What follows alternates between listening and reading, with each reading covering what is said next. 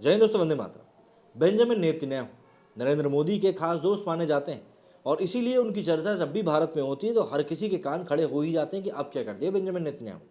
कुछ समय पहले हालांकि उनको अपनी कुर्सी गंवानी पड़ी थी, चुनाव हुए थे और वो हार गए थे, लेकिन एक बार फिर से सुगबुगाहट जो है वो तेज हो रही है कि एक बार फिर से वो कुर्सी पे काबिज होने वाले हैं। और अगर वो कुर्सी पर काबिज होते हैं तो एक बार फिर से फिलिस्तीन के साथ में जो संघर्ष देखने के लिए हमको मिला था वो एक बार फिर से जिंदा हो सकता है। तो ऐसे में क्या कुछ अपडेट निकलकर सामने आ रही है बेंजामिन नेतन्याहू को लेकर, जिनको कि नरेंद्र मोदी का खास दोस्त भी बताया जाता है, जरा जान लेते हैं। इसराइल में मतदान बाद के सामने आए आंशिक नतीजों में प्रधानमंत्री नरेंद्र मोदी के खास दोस्त और पूर्व प्रधानमंत्री बेंजामिन नेतन्याहू एक बार फिर सत्ता में वापसी करने जा रहे हैं।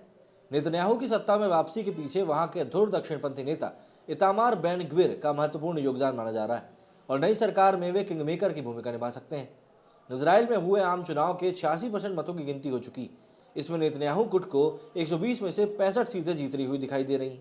रिलीजियस जियोनिज्म पार्टी के अति राष्ट्रवादी और धुर दक्षिणपंथी प्रमुख बेन ग्विर का समर्थन 73 वर्षीय नेतन्याहू की भारी बहुमत वाली जीत को सुनिश्चित किया गया है।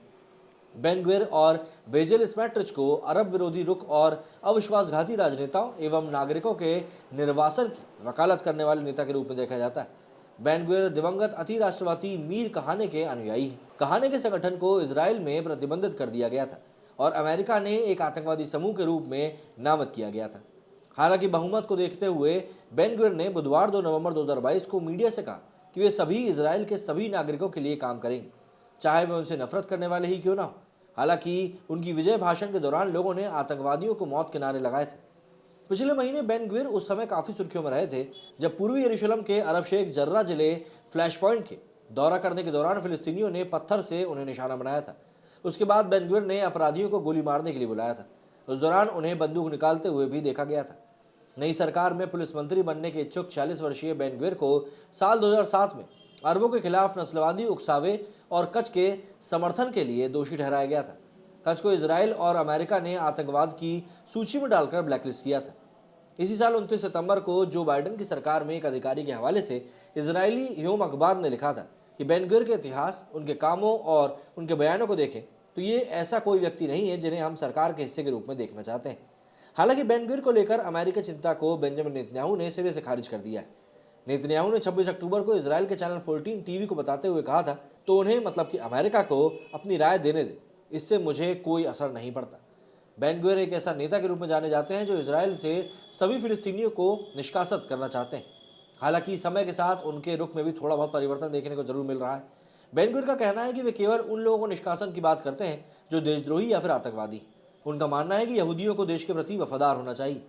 बेन ग्विर फांसी की सजा और सैनिकों को कार्रवाई की इंडिपेंडेंट से समर्थक है।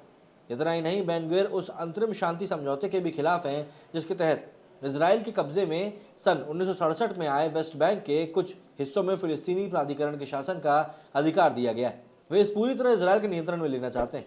वे गे को भी घृणित मानते हैं और शादी को यहूदी नियमों के अनुसार संचालन करने की वकालत करते हैं। पेशे से वकील बेन ग्विर यरूशलेम के अल अक्सा मस्जिद के पास भी अक्सर जाते रहते हैं, जिसे यहूदी पवित्र टेम्पल माउंट कहते हैं। ये इलाका यहूदियों के सबसे पवित्र और मुस्लिमों का तीसरा सबसे पवित्र जगह है। उस जगह वे अक्सर कहते हैं कि मैं यहाँ देश को बचाने के लिए आया हूँ। वे कहते हैं कि मैं जिहादियों के खिलाफ लड़ाई लड़ रहा हूँ और मैं देश को बचाने निकला हूँ। तो सीधी सी बात है, यहाँ पर रुख जो है काफ़ी हद तक साफ दिखाई दे रहा है। अगर बेंजामिन नेतन्याहू आते हैं तो एक बार फिर से गाजा पट्टी के साथ जो लड़ाई झगड़ा चल रहा है वो अपना सिर ज़रूर उठाएगा। ऐसे में भारत को भी अपनी पोजीशन को स्ट्रॉन्ग करना पड़ेगा। मेरी सुनी फिलहाल इतना ही। जय हिंद, जय भारत।